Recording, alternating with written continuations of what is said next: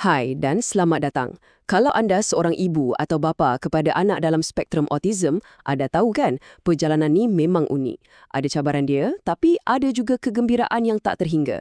Jadi, untuk perkongsian kali ini, jom kita sama-sama terokai beberapa strategi praktikal. Strategi yang boleh bantu kita wujudkan satu persekitaran yang selamat dan, paling penting, menyokong perkembangan anak kita. Okey, jom kita mulakan dengan satu idea yang boleh kata jadi tunjang untuk semua yang akan kita bincangkan. Cuba kita lihat petikan ni. Ia tekankan betapa pentingnya jadual yang tetap dan boleh dijangka. Kenapa? Sebab ia bagi anak kita rasa selamat, kurang risau. Ini bukan pasal nak ikut peraturan sangat, tapi lebih kepada nak bina satu dunia yang tenang dan stabil untuk mereka. Baiklah, ini dia apa yang kita akan lihat sama-sama. Mula-mula, kita akan sentuh tentang kuasa keboleh ramalan. Lepas tu, kita akan masuk bab mencipta ruang deria yang selesa. Seterusnya, kita akan tengok cara berkomunikasi dengan visual. Dan akhir sekali, kita akan meneroka sokongan tambahan.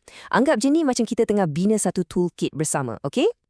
Okey, jom kita mulakan dengan yang pertama, kuasa keboleh ramalan. Kenapa rutin ni macam satu superpower untuk anak-anak kita? Jom kita rungkai sama-sama. Jadi, apa untungnya rutin yang boleh dijangka ni? Bayangkan macam ni, bila anak kita tahu apa yang akan jadi lepas ni, ia hilangkan rasa cemas dan tanda tanya tu. Rutin ni ibarat sauh yang bagi mereka rasa stabil dan yakin nak lalui hari-hari mereka. Ini langkah paling asas untuk elakkan mereka rasa overwhelmed atau terbeban. Tengok contoh jadual harian ni. Nampak ringkas je kan? Pukul 7 pagi bangun, pukul 8 sarapan dan seterusnya. Jadual macam ni lah yang bagi satu struktur yang jelas. Dari bangun pagi sampai waktu tidur, semua aktiviti ada masanya.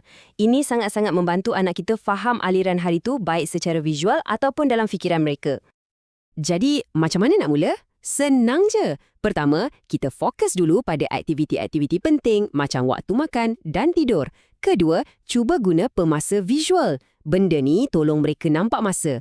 Ketiga, yang ni paling penting, kena konsisten. Buat benda yang sama pada waktu yang sama setiap hari. Dan kalau ada perubahan, tak apa, kita guna gambar atau cerita untuk terangkan pada mereka lebih awal. Baiklah, kita dah sentuh pasal struktur masa. Sekarang, jom kita apply idea yang sama pada ruang fizikal pula. Bahagian kedua, mencipta ruang deria anda. Macam mana nak reka rumah kita supaya jadi tempat yang tenang dan teratur untuk mereka? Okey, dekat sini kita boleh nampak perbezaan yang sangat jelas. Sebelah kiri ni, benda-benda yang boleh jadi pencetus deria. Lampu yang berkelip-kelip, bunyi bising, rumah yang bersipah. Sebelah kanan pula penyelesaiannya, pencahayaan yang lembut, guna noise cancelling headphones, ruang yang kemas. Bila kita tukar je pencetus ni kepada elemen yang menenangkan, percayalah, rumah kita boleh jadi satu haven atau tempat perlindungan untuk mereka.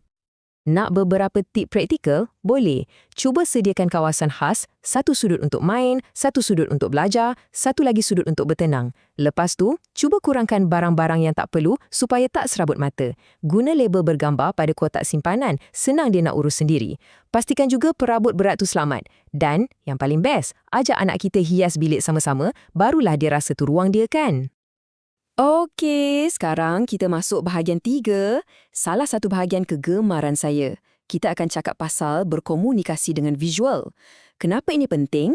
Sebab ramai individu autistik ni, mereka adalah pemikir visual. Jadi bila kita guna gambar untuk berkomunikasi, ia boleh jadi satu game changer yang sebenar. Apa benda sebenarnya sokongan visual ni? Senang cerita, ia adalah apa-apa alat yang guna gambar, simbol atau perkataan untuk tolong mereka faham. Kita guna kekuatan mereka, iaitu pemikiran visual, untuk jelaskan apa yang kita nak, kurangkan kekeliruan dan galakkan mereka jadi lebih berdikari. Alat pertama dan yang paling asas, jadual visual.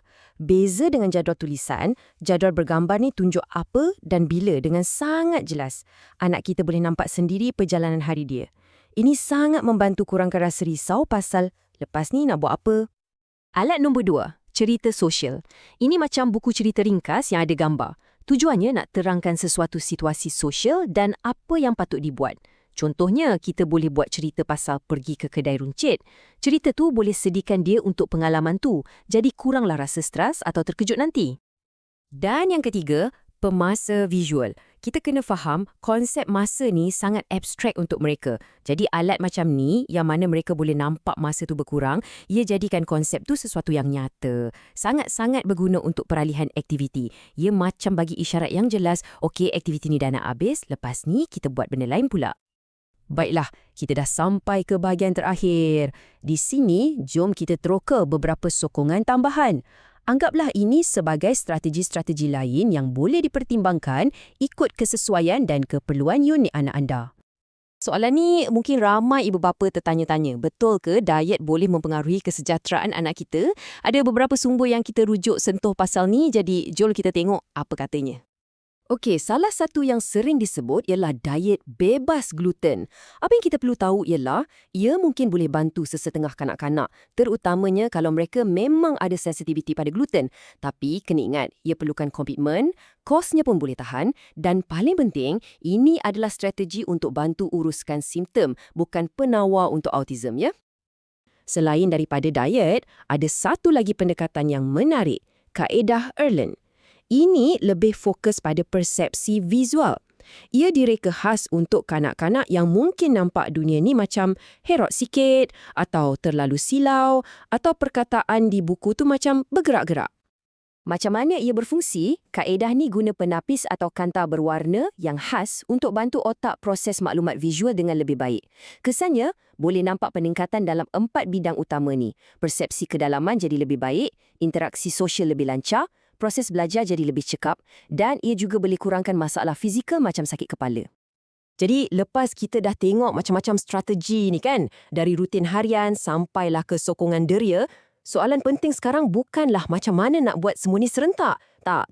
Soalannya ialah, apakah satu perubahan kecil yang anda rasa anda boleh cuba minggu ni? Mungkin mula dengan jadual visual yang ringkas atau mungkin kemas satu sudut rumah je dulu. Ingat, perubahan kecil pun boleh bawa impak yang sangat besar.